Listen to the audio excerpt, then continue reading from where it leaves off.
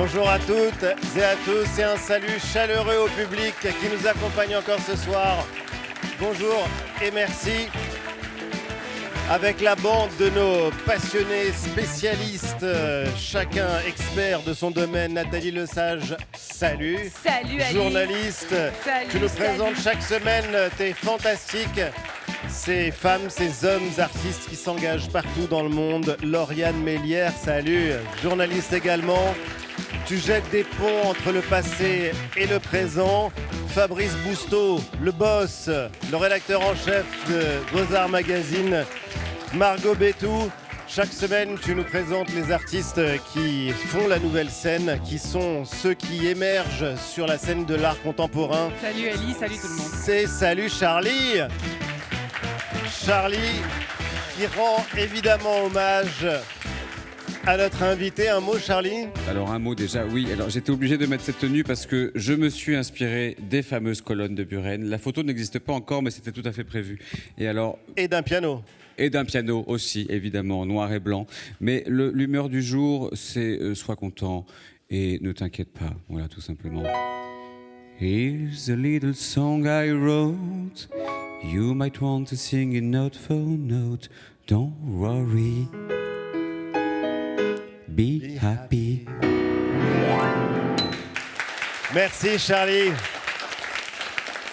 Un mot de chacun pour démarrer l'émission, puisque c'est la tradition. Nathalie, le tien ? Mon mot du jour, c'est autochtone, parce que je vous présente une artiste autochtone qui est, vous allez voir, fantastique. Oula, c'est mystérieux. Fabrice ? Blanc.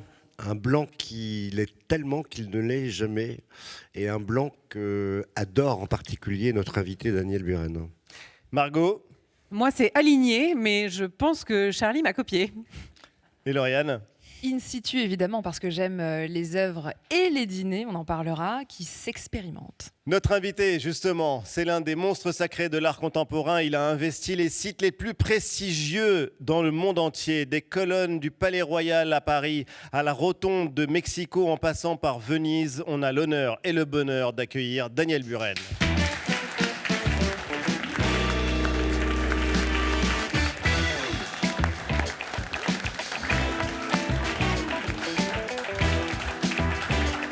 Bonjour Daniel Buren. Maître. Installez-vous. Merci infiniment d'être avec nous ce soir. C'est un honneur de passer cette heure ensemble. Vous êtes devenu un monument vous-même. On peut dire ça ? Non. Non ? Pourquoi pas ? Ah bon, on peut dire ce qu'on veut d'ailleurs, mais non, je pense pas. Mais c'est vrai que vous avez gardé cette malice, cet esprit de liberté dont on va parler et qu'on va découvrir tout au long de l'émission. Première question, elle est rituelle, on la pose à tous nos invités. Daniel Buren, qu'est-ce que l'art apporte à votre vie ? C'est une question très simple. D'abord, j'ai un problème avec le terme. C'est un problème que je charrie depuis des dizaines et des dizaines d'années. J'emploie rarement, sauf erreur, le terme art. Et je pense qu'il est très difficile à utiliser puisque je ne sais pas exactement ce qu'il recouvre. Vous ne savez pas ce qu'est l'art. Vous ne sauriez pas définir ce qu'est l'art. Très difficilement. Et en tout cas, dans les choses qui se font, je pense que c'est presque souvent outrancier de parler d'art. Donc c'est peut-être parce que je me fais une idée de l'art qui est assez peu souvent atteinte, mais je l'utilise très rarement. Alors qu'est-ce que vous faites précisément si vous ne faites pas de l'art, Daniel Buren ? Je trouve des périphrases. Oui ? Et par exemple, si je parle d'une chose que j'ai faite, je vais dire le travail qui est fait ici, etc., etc. Vous n'allez pas dire une œuvre ? Jamais. Et jamais dire non plus c'est de l'art. Mais pourtant, quand vous disiez tout à l'heure que c'est très rarement qu'on atteint ce qu'est l'art, il y a un peintre pour vous, c'est un peintre italien du XVe siècle, Uccello. Uccello qui a peint des scènes de bataille extraordinaires. Pourquoi ce peintre-là, c'est une référence pour vous ? Il y a beaucoup de raisons. Il y a la fameuse bataille de San Romano qu'il a transcrite était un énorme tableau. Et en fait, c'était un triptyque. Et ce triptyque, il était visible dans un lieu très précis. Donc, c'était un travail qui devait se voir dans ce lieu, qui était fait pour ce lieu. Et il y avait même un point de vue particulier pour voir le travail. Et puis, il a été démantelé et il s'est retrouvé, comme on le voit encore aujourd'hui, un à Londres, l'autre à Florence et l'autre, enfin, à Paris. Oui. Donc, en fait, on est en face de 3 grands tableaux.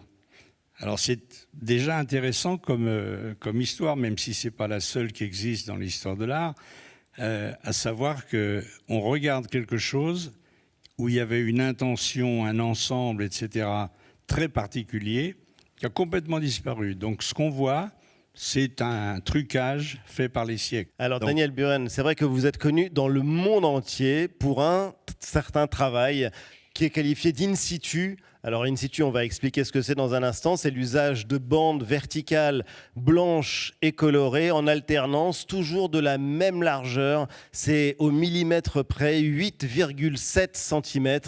Des bandes verticales que vous avez récemment déployées sur une façade, celle de la galerie Refers à Paris. Vous en parlez comme d'un outil visuel. Un outil, pourquoi ce mot-là ?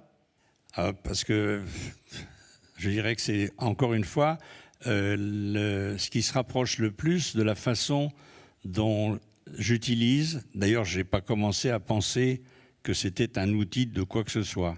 Cette utilisation répétée de bandes alternées blanches et colorées, puisque c'est toujours avec blanc et la couleur, c'est l'infini, c'est infini. Oui. Ça n'existe qu'une fois vu. Et c'est donc visuellement quelque chose qui permet non seulement de voir cet outil, mais de voir tout ce qu'il y a autour. Et c'est ça qui est le plus intéressant. C'est ça qui est génial, c'est que vous dites que vous ne peignez pas quelque chose, mais que vous montrez des lieux avec ces bandes verticales ou ces bandes en alternance. Il y a 2 choses qui ne changent jamais. La présence de la bande blanche et la largeur de la bande, c'est 8,7 cm. Toujours, et depuis vos débuts. Racontez-nous l'histoire. C'est depuis qu'en 1965, vous vous baladiez dans un marché à Paris. Ah oui, c'est un grand marché de tissus, c'est le marché Saint-Pierre qui existe toujours. Et puis tout à coup, en me promenant dans ce marché, pour d'ailleurs chercher du tissu pour travailler, je vois un étal entier avec ce tissu rayé qui servait, je crois, à faire des matelas ou des coussins. Et quand je le vois, je me dis, zut, mais c'est exactement ça que j'aimerais faire, mais que j'arrive pas à faire. Donc j'ai acheté quelques mètres de tissu qui étaient extrêmement bon marché. Et j'ai commencé à travailler avec ça. Et je me suis rendu compte que ce que je faisais pour préparer ce qu'on pourrait encore appeler à l'époque des peintures, était déjà fait. Et beaucoup mieux que ce que je voulais faire moi. J'ai commencé à l'utiliser et à continuer à l'utiliser. Et puis après, j'ai décidé de quitter l'atelier. Et vous êtes sorti notamment dans la rue. Mais ça veut dire quoi ? C'est que mes tissus, mes trucs comme de la peinture ou avec de la peinture devenaient complètement grotesques. Donc il fallait faire quelque chose d'autre, adapté à ce lieu qui est plus, disons même quand ce n'est pas le cas, confortable, vous êtes tout seul, vous travaillez, personne ne regarde, etc., etc. Si vous êtes dans la rue, ça change beaucoup de choses. Et ça change même le sens du lieu dans lequel on est. Ce qui est assez génial, et je disais que vous êtes un éternel jeune homme, c'est que vous parlez avec une humilité et avec des mots extrêmement simples, et pourtant, ce que vous avez fait, c'est une révolution. Et d'ailleurs, vos critiques ne s'en sont jamais cachées. Quand vous avez installé les colonnes de Buren, par exemple, à Paris, on ne va pas revenir sur la polémique. Aujourd'hui, ça fait partie intégrante de l'âme de la capitale. C'est la meilleure réponse aux critiques ? Je ne sais pas ce que disent les critiques. Je m'en fiche un Ils peu. vous ont insulté, ils vous ont voué aux gémonies. Vous étiez l'incarnation du démon ou du diable. Je ne comprends pas, on fait des bites d'amarrage comme ça, on va pas amarrer des chalands, là, je ne comprends pas. C'est très fâcheux pour M. Buren. C'est de l'argent foutu en l'air. Ce qui est grave, c'est ce que nous livrons quand même à ceux qui vont venir derrière nous. Oui, mais Comment est-ce que vous avez réagi? Jacques Vous n'avez pas Chirac réagi était avec mal. indifférence à l'époque, Daniel Buren? Non, au départ, si. Au départ parce si. que j'avais la naïveté, parce que j'ai compris que c'était vraiment très naïf. Je pensais que comme c'était la première fois, j'avais aucune expérience de ça, que le travail avait été choisi par l'État, en fait. C'était une œuvre commandée. Devant le ministère de la Culture. Voilà. Que j'étais protégé, donc on pouvait dire ce qu'on voulait, la chose n'existait pas, et j'avais toujours dit à ceux qui posaient la question plus directement, j'ai dit, écoutez, moi-même, je travaille sur quelque chose qui est dessiné, qu'on fait faire par des spécialistes, qui doit prendre le temps d'être monté, et ça n'existera qu'une fois monté. Avant ça, c'est comme si vous entriez dans n'importe quel atelier d'un artiste, n'importe lequel, un génie ou un peintre du dimanche, et que vous voyez en vrac n'importe quoi dans son atelier, que vous sortiez de là en disant, mais je ne sais même pas ce qu'il fabrique, on ne comprend rien, etc. On a mis l'œuvre quand on va sur ce qu'on appelle le plateau, les colonnes de Buren au Palais Royal, et moi je suis ravi, à chaque fois, j'habite pas très loin, de voir que les gamins, les ados qui montent dessus et qui font du skate, tout le monde regarde cette œuvre et a une perception donc de l'espace. On monte très dessus, différente. on se l'approprie. En général, ce que vous refusez d'appeler une œuvre, on la regarde, c'est quasiment un objet sacré. Vous produisez souvent des installations ou des choses ou des trucs, comme vous le disiez tout à l'heure, dont les gens s'emparent. Quand on peut dire, enfin, de la même manière un peu simple ou simpliste, quand ça fonctionne, c'est que des gens, et pas une personne, souvent des centaines de gens, font avec ce qui est fait des choses que je ne pouvais même pas imaginer et qui peuvent être totalement intéressants, parfois moins. Mais on a quand même le droit de monter sur les colonnes au Palais Royal. Ah oui, oui. Parce que moi, je le fais. Sinon, On a le droit, oui. Sinon, c'est qu'on s'est gouré depuis le début. Hein, parce que Mais vous entendiez à ça au départ? Si on regarde des croquis que j'ai faits avant que la pièce existe, j'ai dessiné des petits bonshommes au-dessus des colonnes. Et aujourd'hui, les petits bonshommes, ils sont sur les colonnes, ils prennent des selfies, les skateurs s'y promènent et jouent à longueur de journée. Et quand vous parliez de dizaines ou de centaines ou de milliers de personnes, ce sont des millions de personnes qui ont été s'emparer de ces créations en plein cœur de Paris. Charlie, qu'est-ce que ça t'inspire ? Cette obsession pour la rayure, comme ça, noir et blanc, l'alternance. L'obsession pour la rayure ? Je ne sais pas du tout. Non. Je ne vois pas de quoi on parle. Non, c'est vrai. Mais quelle importance, de toute façon, comme disait l'autre.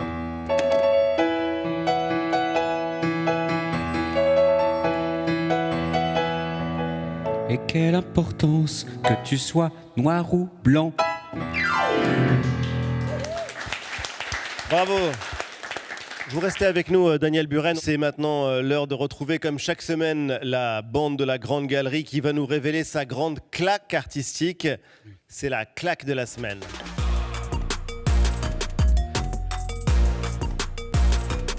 On commence avec toi, Nathalie. Volontiers. Ma claque, je ne sais pas si vous la connaissez, parce que moi, c'est une claque perpétuelle. Tout ce qu'elle fait me décroche la mâchoire, dis-je bien. Elle s'appelle Caroline Monet. Elle est sculptrice, elle est peintre, elle est réalisatrice et on a plein de choses en commun parce qu'elle est et française et algonquine. Et ce qu'elle fait, moi, ce qui me touche dans sa démarche, en fait, c'est qu'elle dénonce un peu le colonialisme, parce qu'évidemment, elle appartient aux Premières Nations. Et regardez l'œuvre qu'on voit, par exemple, elle a construit ça avec des tuyaux en PVC pour dénoncer le manque d'accès à l'eau potable dans certaines réserves autochtones, car oui, c'est encore le cas en 2025. Mais aussi, c'est qu'elle veut changer le regard obsolète qu'on a, nous, les Blancs, sur les Premières Nations. Et elle a secoué les rencontres photographiques d'art cet été avec son exposition Écho d'un futur proche, où elle montrait des femmes autochtones fortes et fières, comme elles le sont, hein, pas en noir et blanc dans un tipi. Oui. Et donc, moi, pour toutes ces raisons, Caroline Monet, je trouve qu'elle est fantastique. Elle est exposée partout à travers le monde aujourd'hui. Donc, choisissez votre expo, Caroline Monet. Merci, allez voir ça. Nathalie. Lauriane, ta claque. Moi, ma claque de la semaine, c'est un lieu dont tout le monde a parlé pendant la semaine Art Basel à Paris. C'est signé par la designer India Madhavi, sauf que, alors, c'est pas une galerie, c'est pas une exposition, c'est un restaurant éphémère.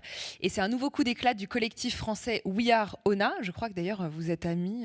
We Are Ona. We Are Ona. Nous sommes Ona. Exactement, et qui imaginent des expériences culinaires qui ont des airs d'œuvres d'art. Et leur mantra, ça pourrait être toujours plus. Donc là, on voit par exemple en immersion ce speakeasy rose poudré baptisé Rose, c'est la vie. En juillet, ça se passait à la Bourse de commerce pour lancer les parfums Yves Saint-Laurent. L'année dernière, c'était aux Tuileries pour le salon du design Matter and Shape. En gros, We Are Ona est en train de réinventer l'expérience du restaurant. Et évidemment, ça raconte quelque chose en fait de notre époque où tout est très instagrammable et où on entre dans des œuvres, on entre dans des expériences. Et donc moi, je me posais la question, est-ce que l'art a enfin contaminé le réel avec ce type d'expérience, ou est-ce qu'on n'est pas en train de confondre l'art et le spectacle? C'est la question que je me pose. Merci Lauriane. Fabrice, ta claque.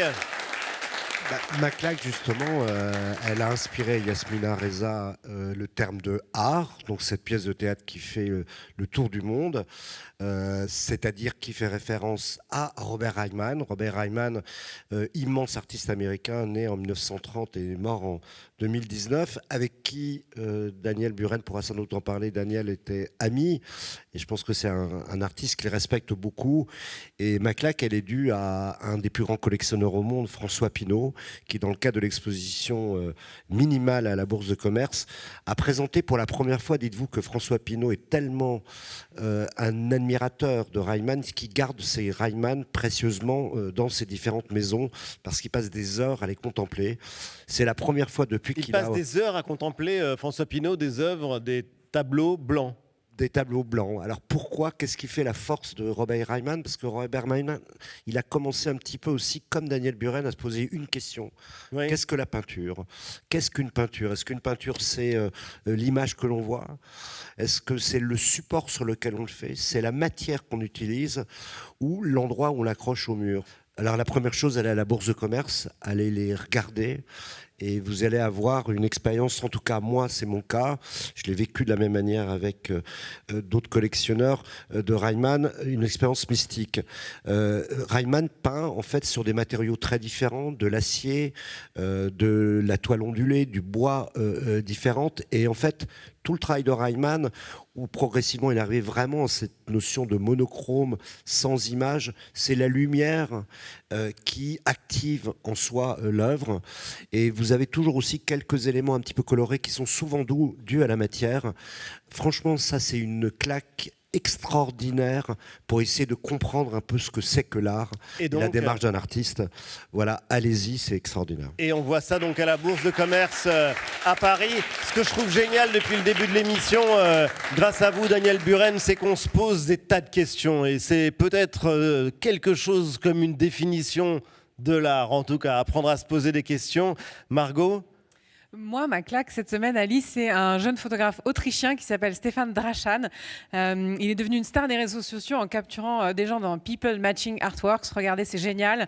Les gens sont fondus dans les œuvres qu'ils sont en train de regarder. Leur tenue, leur posture reflètent exactement les œuvres. Et ce qui est génial, c'est que c'est le fruit du hasard le plus total. Tout ça, c'est du hasard. Tout ça, c'est du hasard, mais Paul Éluard a cette phrase que j'adore qui dit « Il n'y a pas de hasard, il n'y a que des rendez-vous ». Et moi, je pense que ces gens avaient rendez-vous avec leurs œuvres sans le savoir. Voilà. Je trouve ça jouissif. Allez regarder son compte Instagram, c'est une claque. Merci, merci Margot. Une photo de Charlie avec et Charlie de Buren. Pardon? La claque de la semaine, Charlie? Moi, c'est un ami, encore une fois, un ami à moi qui est peintre et il s'appelle Sylvain Jarançon. On voit son travail ici. Si vous regardez les vagues, les couleurs, alors maintenant on regarde différemment lorsqu'on sait que ce garçon est danseur classique et ancien élève de l'Opéra de Paris. Il a dû arrêter pour X raisons et il fait essentiellement des très grands formats. Assez aléatoire. Parfois, il fait tomber de la peinture du haut d'un escabeau et puis il lève la toile, il laisse les vagues se former et il décide de s'arrêter quand il a envie de s'arrêter. Il peint aussi sur des corps. Et si on veut voir en vrai, c'est une belle récompense qu'on lui a faite parce qu'une de ses œuvres immenses est exposée en permanence à l'Opéra Bastille. Merci, Charlie. Voilà pour les claques de la semaine. Un mot quand même, Fabrice, parce que Daniel Buren, si tu devais dire ce qu'il représente aujourd'hui dans l'art contemporain, quel mot tu emploierais?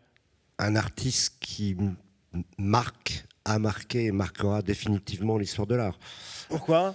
Et c'est incontestable parce que l'invention de son outil visuel, personne ne l'avait fait avant, parce qu'il a remis en cause la question même de ce que c'est que la peinture. Moi, j'ai la chance de connaître Daniel depuis à peu près 25 ans.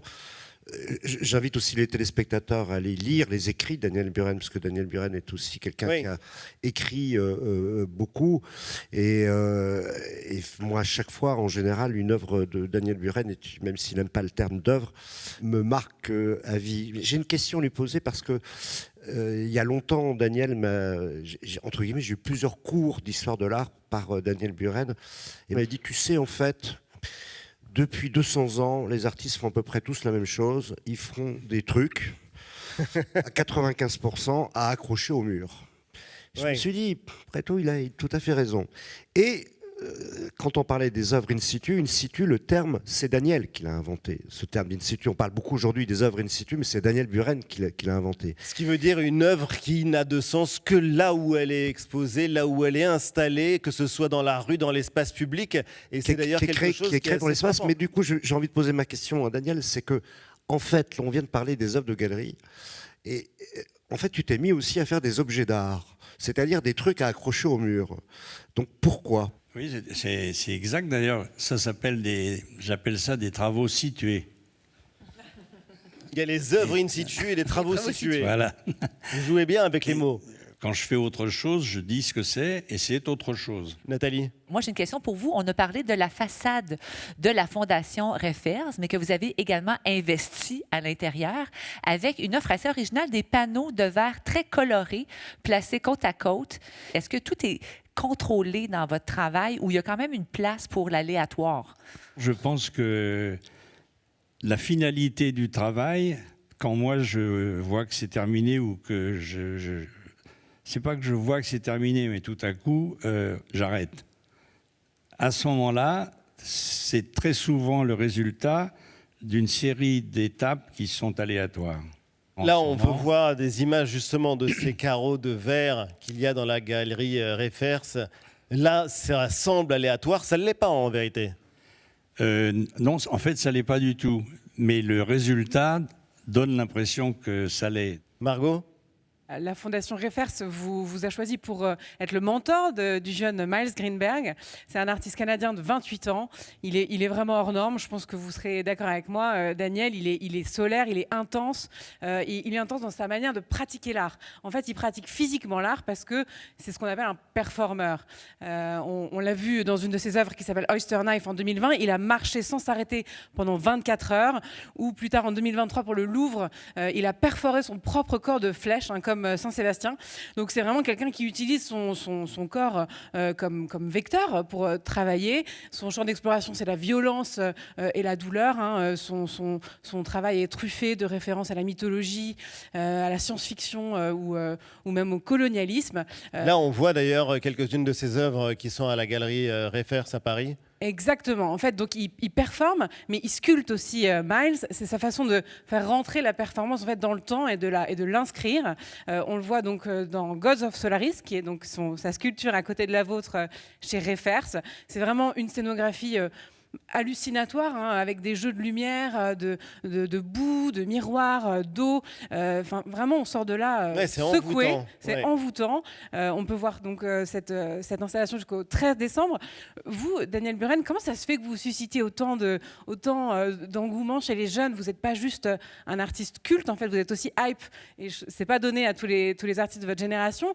Qu'est-ce qui vous apporte à vous, les jeunes artistes? J'ai toujours été très curieux du travail des autres en général. Donc, pendant longtemps, j'ai navigué dans les universités ou les écoles. Donc, j'étais assez au courant de ce qui se faisait. Mais vous aimez voir son travail dialoguer avec le vôtre? Oui, ce que j'ai... L'idée d'aider quelqu'un, ça me semble tout à fait, tout à fait valable. Et effectivement, il y a un langage, il y a quelque chose qui se passe.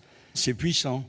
C'est puissant. Oui, Il y a c'est quelque puissant. chose d'assez génial parce que c'est vrai que vous avez suscité beaucoup de vocations et que vous, depuis le moment où vous avez commencé dans les années 60, où vous étiez un rebelle, on peut dire que vous l'êtes toujours resté. Je ne sais pas ce que ça fait de devenir culte, mais Alex Vizorek, lui, s'est intéressé à un autre d'artiste. Alors, vous n'aimez pas le mot, mais je l'emploie quand même. À Gerhard Richter, artiste allemand lui aussi, mondialement reconnu. Tu confirmes, Fabrice Bousteau, qui est exposé en ce moment et en majesté à la Fondation Louis Vuitton. Gerhard Richter par Alex Vizorek, c'est le Visor Expert. Et aujourd'hui, Gerhard Richter. Né à Dresden en 1932, sa carrière picturale part dans tous les sens. Dans les années 60, il se fait connaître en peignant des échelles chromatiques. Les fameuses échelles de Richter.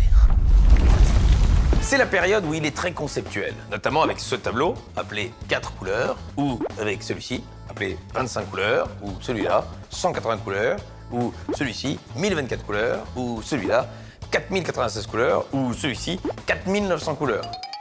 Mais sa grande spécialité, son grand courant, c'est la photographie peinte. Son principe, c'est de peindre à partir de photos, mais de les rendre floues. Par exemple, son autoportrait, qui pose une vraie question. Gerhard Richter devrait-il changer de lunettes ou était-il incapable de régler la focale de son appareil photo? Richter aime bien peindre sa famille. Ici, Onkel Rudi, qui est un bon résumé des discussions lors des repas de Noël. Dites donc, tonton, qu'est-ce qu'il a fait pendant la guerre? Oh, c'est flou. Et il a même peint sa fille, Betty. C'est bouleversant. C'est bouleversant, oui. L'ingratitude des gosses. T'as beau être un des artistes qui vend le plus cher au monde, ta fille te regarde même pas. Et enfin, Richter, il a peint tellement d'œuvres pendant sa vie qu'à un moment, il était au bout du rouleau. Allez le voir jusqu'au 2 mars à la Fondation Louis Vuitton. Tout est devenu flou. Merci Alex. Gerhard Richter, par exemple, c'est un nom qui vous parle. Ah oui, oui, bien sûr. Qu'est-ce que vous aimez dans son œuvre? J'enlève le mot œuvre, hein, mais dans son travail. L'intérêt de son travail, entre autres, c'est que justement, c'est pas la répétition d'une œuvre, c'est la profusion de choses très différentes. Simplement pour dire que ça, c'est déjà quelque chose de très, très étonnant et de très réussi, même si d'autres essayent et ont essayé de faire ça, et très peu y sont arrivés. Vous restez avec nous, Daniel Buren. On a la chance d'avoir avec nous l'un des meilleurs historiens et critiques d'art. Il nous dévoile les secrets des œuvres. C'est le 5 minutes chrono d'Hector Obal. Salut Hector, de quoi est-ce que vous allez nous parler aujourd'hui? Tout simplement d'une œuvre du Louvre. Au Louvre, c'est comme partout, les tableaux s'abîment, les vernis jaunissent. Et heureusement qu'il y a des musées qui prennent soin de leurs œuvres. Il y en a notamment une qui est d'un certain Van Eyck, que je suis allé voir parce qu'on l'avait restauré pendant des mois et des mois. Pendant très longtemps, on ne pouvait pas la voir. Un des chefs-d'œuvre de Van Eyck et un des chefs-d'œuvre du Louvre. En fait, c'est dans une petite salle. Qu'est-ce que c'est un peu que cet ensemble de salles? Ce sont ce qu'on appelle les primitifs flamands. Les primitifs flamands, ce sont ces artistes qui, dans les années 1420, alors que les Italiens avaient déjà inventé la peinture depuis déjà plus d'un siècle, comment dirais-je, reprennent la main. Ils sont plus forts. Ils sont plus forts en texture, ils sont plus forts en dessin, ils sont plus forts en minutie. Ils savent rendre des affaires comme vous voyez le marbre, le velours, quoi d'autre encore, la pierre, des choses comme ça. Il y a un seul truc où ils sont pas tellement plus forts que les Italiens, c'est la séduction féminine. Et ça, c'est différent. Ouais, c'est différent. Ils sont moins... Ça les intéresse pas, la séduction, vous voyez. Ils sont flamands. Je rentre dans ce tableau-là, que vous connaissez peut-être, qui fait donc seulement, je crois, quelque chose comme 50 ou 45 cm de haut, et qui est donc un ouvrage de minutie. De quoi s'agit-il? Il s'agit là du monsieur, une sorte de chanoine, mais pas exactement, qui est un homme politique, qui est un émissaire du duché de Bourgogne, et qui a demandé au Christ, ou plutôt à la Vierge, d'apporter le Christ pour qu'il le bénisse. Évidemment, le Christ n'a pas obéi, évidemment, la Vierge n'a pas obéi, puisque tout ça, c'est tout simplement une commande à l'artiste en disant « tu me mettras le Christ devant moi » dans l'autoportrait qu'il a commandé de lui. Très bien. Il faut comprendre d'ailleurs que lui, il vient annoncer, en tous les cas, c'est son rôle, il vient annoncer l'annexion de ce qu'on appelle, pas exactement, les Flandres à cette époque-là, qui est une partie de la Belgique, une partie des Pays-Bas, puisque le duché de Bourgogne. Donc en gros, si vous regardez bien, d'ailleurs, le type, il ressemble un petit peu à Poutine, mais ça n'a aucun rapport. Ça n'a aucun rapport. Je ne sais même pas pourquoi, mais c'est comme ça. Et ce qui est intéressant, c'est de rentrer dans le tableau parce qu'il y a un double discours. Évidemment qu'il y a un discours politique, mais je ne rentre pas dedans parce que vous l'avez compris. Mais regardez un petit peu les habiletés. Là, vous avez un ange. L'ange, il est plus petit que la Vierge. C'est normal, il a la taille qu'il veut. C'est un ange. Il est parfaitement proportionné. Sauf que toute l'habileté, c'est de faire en sorte que la couronne qu'il tienne paraisse tout d'un coup monumentale dans ses petites mains. Ce qui fait qu'il a fait comme s'il avait fait un zoom dans le zoom. Il a mis en valeur son amour de la minutie et son amour du tout petit. Voilà pour l'ange qui vient couronner la Vierge. Descends un petit peu, tu vois la Vierge qui donc incarne une sorte de grâce de toutes les Vierges du XVe siècle. Et regardez, quand on le compare, par contraste, avec l'âpreté du pouvoir politique qui se trouve dans le visage de celui-ci, du chancelier. Et là, d'ailleurs c'est typique, c'est typiquement, on voit bien, il fait penser à nos proviseurs, pour ceux qui ont de mon âge, c'est-à-dire des gens un petit peu âgés. Vous savez, dans les années 70, on avait toujours un proviseur qui faisait peur à tout le monde, on n'écoutait pas ce qu'il dit, on était obnubilé par la verrue qu'il pouvait avoir là, toute la sévérité du personnage, je trouve. Là. Et puis j'en arrive à la partie la plus belle du tableau, celle qui fait un peu penser à Cézanne quand vous regardez de près, lentement, la manière très minimaliste dont il peint les montagnes. Et on voit que c'est de la minutie partout, c'est-à-dire qu'il y a des personnages partout. Descends un petit peu pour qu'on voit, c'est incroyable. Il y a un côté où est Charlie, si je puis dire. C'est-à-dire qu'on voit des personnages partout, et ça plaît toujours beaucoup au grand public. Mais moi, c'est pas ça qui va m'intéresser. Ce qui va m'intéresser, c'est que si je continue à descendre dans le tableau, je vois des choses qui sont assez étonnantes. Là, vous voyez 3 pans. Tu dis, tiens, pourquoi il y a 3 pans? Okay. Tu descends. Et puis tu vois qu'il y a 2 pies. Alors les pies peuvent exister dans la région des Pays-Bas, les pans, j'en doute. Et si vous regardez bien, vous avez là, entre le fût de la colonne et la base de la colonne, fais-moi un zoom dessus, vous avez quelque chose que je n'avais même pas vu à l'œil nu, des lapins écrasés.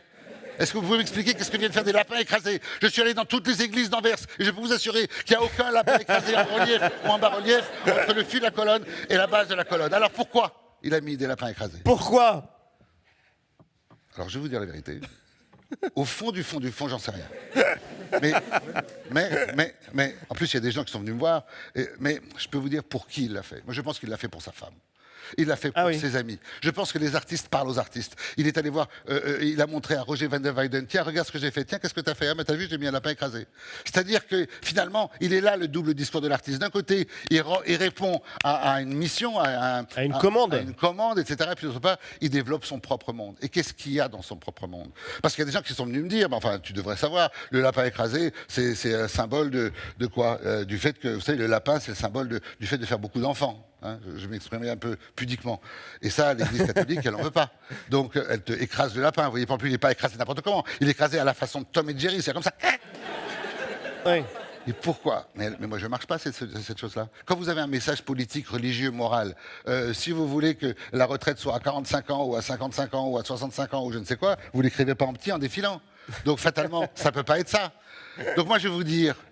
En fait, il l'a fait non seulement pour sa femme, non seulement pour ses amis, il l'a fait, on pourrait dire, pour Dieu. Il l'a fait pour la postérité. Il l'a fait parce qu'il développe un monde imaginaire. Et c'est ça qu'il faut bien comprendre. Et dans son monde imaginaire à lui, il y a quoi? Eh bien, il y a des pans, il y a des pies et il y a des lapins écrasés. Merci. Ah, génial. Génial, Hector. Autant de détails. Venez nous rejoindre, Hector Robalc. Je rappelle que vous êtes tous les lundis au Théâtre Libre à Paris, sur scène, avec des tableaux. Il faut imaginer que tous ces détails sont contenus dans un tableau de... Je vous dis de 45 cm de haut, quelque chose comme ça. Mon spectacle, en gros, il consiste à dire que la peinture, c'est jamais une image. Que la peinture, ce sont des images dans les images. Que regarder la peinture, c'est pas regarder une affiche. Et que c'est ça la grande supériorité. Et ça, mes amis modernistes ne seront pas d'accord avec moi. C'est la grande supériorité de l'art classique sur l'art moderne. Oui. Parce que l'art moderne, si vous faites un zoom dans un Mondrian, ça n'a aucun intérêt. Le Mondrian, il est bon dans son Mondrian. Alors que les tableaux de Van Eyck, vous n'avez pas un tableau, vous avez 10 tableaux en gigogne. Et c'est ça qui fait la grandeur de cet art ancien. Eh bien, merci infiniment.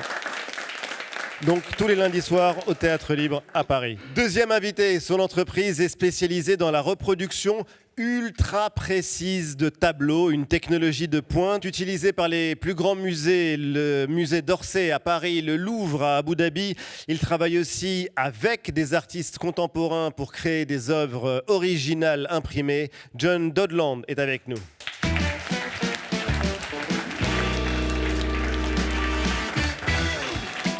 Bonsoir, salut et bienvenue. Installez-vous. Je ne vous présente pas Daniel Buren. Vous avez une idée assez hallucinante. Vous allez découvrir ça, Daniel. L'idée de reproduire alors des œuvres, on va dire des œuvres par facilité, mais vous prenez des œuvres d'art, vous les scannez au millimètre près, vous les imprimez en 3D et vous les reproduisez dans toutes leurs nuances et même dans les imperfections de l'original. Vous avez amené avec vous quelques-uns de ces tableaux qu'on va aller regarder de près. Matisse, Bellini, Monet, Peter Halley. Et j'ai à côté de moi une reproduction d'une œuvre emblématique de Van Gogh. Cette œuvre, la voilà. C'est l'église d'Auvers-sur-Oise. C'est l'étape juste avant que vous n'ajoutiez la couleur. Alors on la voit à l'écran. C'est une reproduction donc de ce tableau. Et ça, qu'est-ce que c'est ? C'est une copie, une reproduction. Expliquez-nous ce que l'on voit et ce que j'ai là devant moi. C'est une reproduction autorisée et validée par le cadre curatorial du musée d'Orsay. Donc on a une reproduction avec toute la texture, l'empattement, l'empasto de Vincent Van Gogh au micron près. Et c'est une œuvre qu'on a développée pour le musée et l'exposition Van Gogh qui a eu lieu l'an dernier au musée d'Orsay. Et c'était une œuvre qui a servi... Il y a eu une salle dédiée à cette œuvre blanche qui a servi à la médiation. Et ça ne vous échappe pas que grâce à cette technologie et à cette œuvre blanche, ça permet de donner une nouvelle lecture à, par exemple, des personnes malvoyantes qui ne pourraient pas vivre et vibrer et ressentir l'œuvre d'art. Et là, je vous invite à toucher cette œuvre. Mais c'est ça qui est fascinant, en fait. C'est-à-dire que je peux la toucher. Vous la reproduisez véritablement avec les imperfections. Il n'y a pas encore la couleur n'a pas été posée, mais on sent les coups de pinceau de Van Gogh, on sent son travail. C'est quelque chose qui est absolument interdit de faire avec les originaux dans les musées. C'est une reproduction et ça, c'est un travail en 3D. C'est un travail en 3D, donc pour pouvoir faire cette reproduction, on a collaboré, on collabore... On voit sur les images avec des technologies extrêmement avancées. Donc, vous reproduisez l'œuvre. Ouais, là, ce qu'on voyait, c'était un Géricault qui a servi de travail préparatoire pour le radeau de la Méduse. Et oui, là, ce qu'on a, c'est un Van Gogh.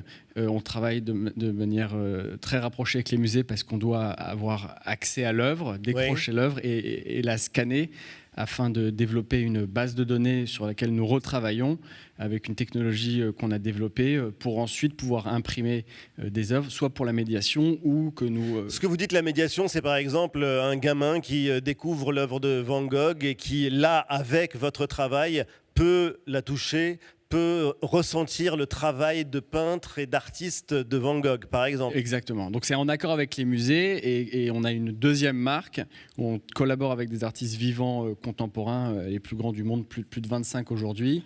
Et ça, on en a d'ailleurs un exemple magnifique donc ça, en face de moi. Ouais, ça, c'est une œuvre de Kehinde Wiley, qu'on a connu pour avoir été le portraitiste de Barack Obama à la Maison Blanche. Exactement. Ou alors Peter Halley qui est derrière, qui expose. On va aller se promener d'ailleurs parce que vous avez amené avec vous des reproductions et des œuvres originales et c'est assez formidable de voir ça. On va aller se promener dans la galerie de la Grande Galerie francophone. Ça, par exemple, ce sont deux tableaux que vous avez amenés d'un peintre. Ouais, de Bellini. C'est un des plus grands peintres de l'histoire de l'art et du monde. Et un des 15e siècle. 15e siècle. Et un des deux tableaux a été peint au 15e siècle. Et la seconde œuvre a été imprimée dans notre usine il y a quelques mois, exactement. Et donc, vous faites le test pour savoir qui saura reconnaître l'original de la copie parce que c'est reproduit à l'identique, c'est-à-dire qu'on voit les imperfections, on voit le tracé du tableau. D'ailleurs, j'aimerais bien que Hector... J'arrive, l'expert arrive. L'expert et Fabrice, Venez, les amis, les deux experts. Donc là, on a l'œuvre de Bellini. Ouais. Donc il y a l'original du XVe siècle et il y a la reproduction par John Dodland. Exactement. Ne me dites pas lequel est lequel. d'accord. Et si non, vous trouvez lequel est le vrai? Et si vous trouvez lequel est l'original et la reproduction. Et vous avez déjà fait le test avec je vous en offre une, plusieurs, 5. Ouais, on a fait le test. Et ils galèrent, hein, les deux là. Fabrice Alors, penche pour la gauche.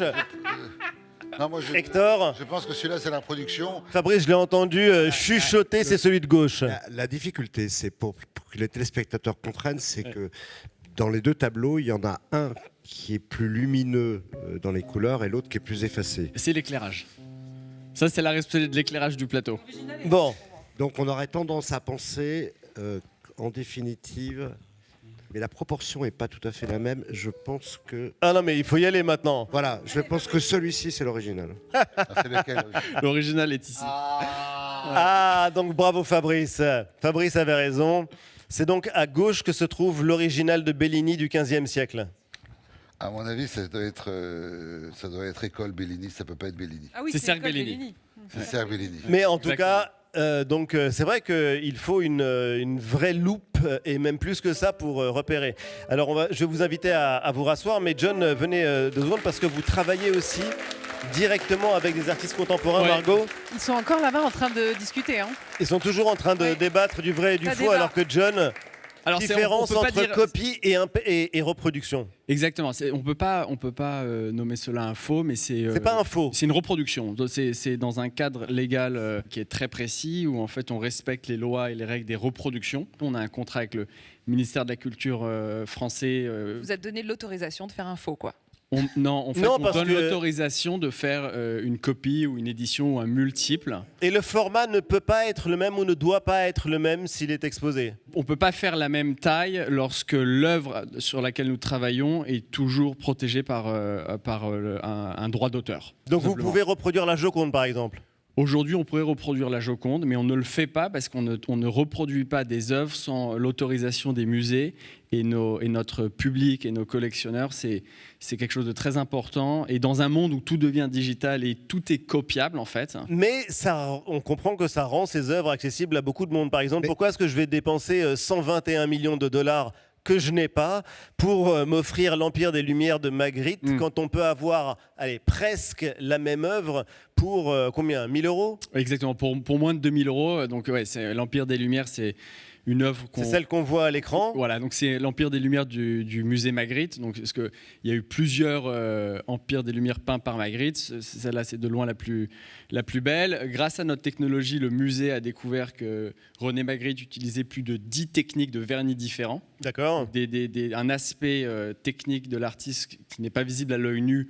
Ce qu'on appelle nos data, c'est-à-dire nos fichiers, ont permis à l'équipe curatoriale du musée de découvrir cela. Et en fait, c'est rendre l'intensité de l'art et c'est rendre la possession de l'art accessible à tous. Ce qui est révolutionnaire, oui, on a bien compris, c'est le relief. Mais qu'est-ce que c'est que le relief en peinture? C'est la trace du geste. C'est le fait que, tout d'un coup, on n'a plus une image, on se dit non, c'était la chose qu'il a. C'est pour ça que ça te met un petit trouble métaphysique de voir les reproductions. Ah, mais ça pose une dont on vraie est question. capable, puisqu'on se dit, je me suis fait avoir même sur le geste. Aujourd'hui, il y a des ateliers en Chine qui peuvent reproduire exactement avec les mêmes techniques que les Alors, peintres un de la Matisse, Renaissance un Matisse. des tableaux. Mais ça va prendre 3 mois, alors, 6 mois. Venez, Alors, John, ouais, parce mais qu'on la- a un Matisse avec nous On va voir sur Matisse. le... Mais la Et venez, différence- Fabrice, parce que non, ce qui est Non, assez le Matisse, fascinant, c'est on va aller le voir, le Matisse Ouais. qui est dans la grande Mais la galerie. différence d'une copie faite à la main, Ali Badou, c'est que la copie faite à la main ou la reproduction faite à la main est une interprétation. Oui. Tandis que nous, on est au micron près dans le geste qu'a voulu l'artiste. Donc ça, c'est un Matisse qui est exposé... Au musée Matisse de Nice, c'est une À analyse Nice. de Matisse. Exactement. Et vous avez donc la texture, l'empattement, le relief. Et là, c'est et même impressionnant le parce jeu de qu'on a vernis. vraiment l'impression de voir l'épaisseur C'est bluffant. de Je chaque ne suis trait. pas sûr que ça marche aussi bien avec des peintres délicats comme Chardin ou comme Velázquez, mais avec Matisse ou Fernand Léger, c'est parfait. Non, en tout cas, le défi, je pense que John est prêt à le relever, mais c'est extrêmement impressionnant. On va le voir dans le détail. Margot? Ce qui est fou, c'est qu'avec la data en fait, que vous accumulez, si demain on a une guerre ou si nos musées explosent, artiste, en fait, vous aurez une réserve de savoir mais il reste- infinie pour Exactement. plus tard, quoi. La mission des grands musées de ce monde, c'est de conserver et de partager. On s'inscrit dans une mission conservation. Est-ce que de vous avez- conservation. Ça veut dire que ça devrait être obligatoire. On devrait faire des reproductions Bah oui. de tout dans tous les musées. Bon, on va retourner s'installer. En tout cas, merci John, Lauriane. Non, mais Non, je mais me demandais si on avait découvert des choses justement en essayant de filmer ces œuvres ou de les scanner. Enfin, est-ce qu'il y a eu des grandes découvertes dans votre data? Ah bah oui, on a le musée Magritte a découvert que Magritte utilisait plusieurs techniques de vernis différents grâce à notre base de données, ce qu'on appelle data. Qu'est-ce que ça vous inspire, Daniel Buren, de voir ce travail de reproduction? La question de fond, c'est quel est l'intérêt de faire des copies? Ah bah ça, c'est une question Quel intérêt vertigineuse. Quel est l'intérêt John. d'acheter des livres ou d'avoir des affiches? C'est le même. Je suis pas sûr. Alors là, pourquoi pas du tout. Pourquoi? Parce que dans l'œuvre originale, et alors là, on a fait un petit jeu, mais je serais curieux de savoir si on le faisait un peu plus, on se tromperait partout. Ah oui. Possible. Bon, en tout cas, c'est Il faut vrai voir que les artistes dont il s'agit. Je pense que Velázquez et Chardin, c'est plus difficile. Bon. Oui, mais après, c'est qu'on n'a pas les ressources financières. Là. Moi, je trouve ça intéressant de pouvoir prétendre avoir un Van Gogh chez moi alors que je n'ai pas les quelques millions à disposition. Je ne sais pas pour vous, là, mais moi... Mais en fait, non, c'est vrai ce que vous dites, sauf que c'est faux. Oui, mais c'est assumé. Moi, je l'assume. Le vol du Louvre, pendant l'œuvre du Louvre, tout le monde a dit pourquoi on ne met pas des copies des bijoux. Mais à partir du moment donné où il y aura des copies dans les musées, je pense que les gens iront plus dans les Je suis musées. assez d'accord. Parce qu'on a besoin de l'émotion, même imaginaire, de l'authenticité. On va s'arrêter là parce que c'est vrai qu'on aurait énormément de questions encore à poser, mais la démarche est, on le voit, captivante. Tout le monde a un avis, est intéressé et fasciné par cette nouveauté. On va ralentir le rythme pour prendre maintenant le temps de la contemplation, de l'admiration. Direction le musée Rodin à Paris, où il y a une œuvre Daniel Buren qui est in situ. C'est un chef-d'œuvre, j'ose le mot, absolu, le penseur. Regardez, c'est fascinant.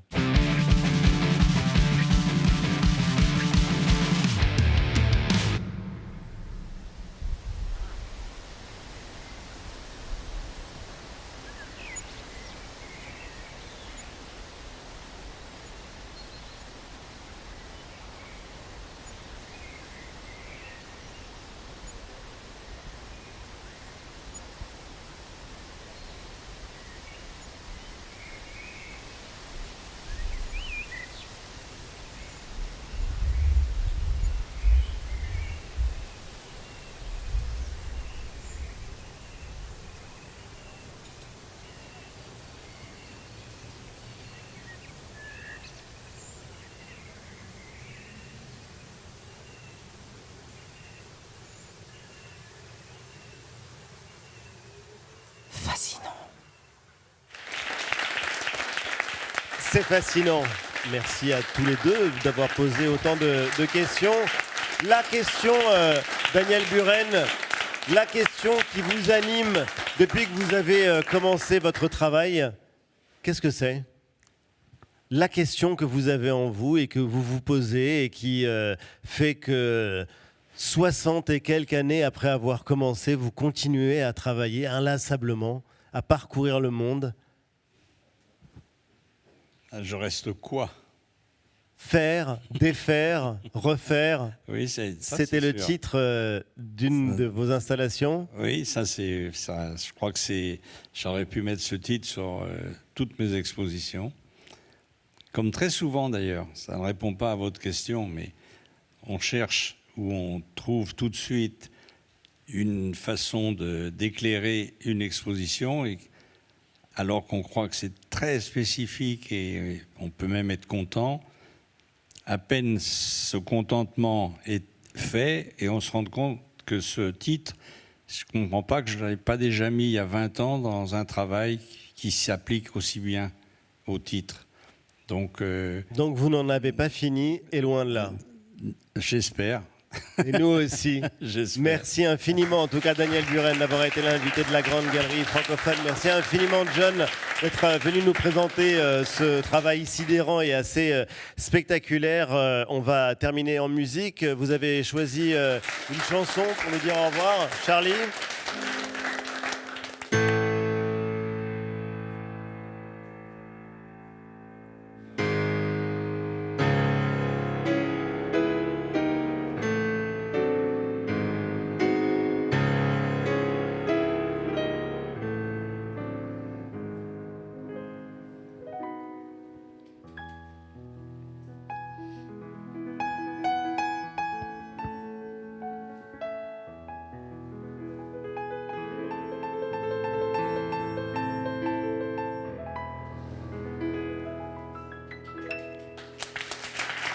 Bravo.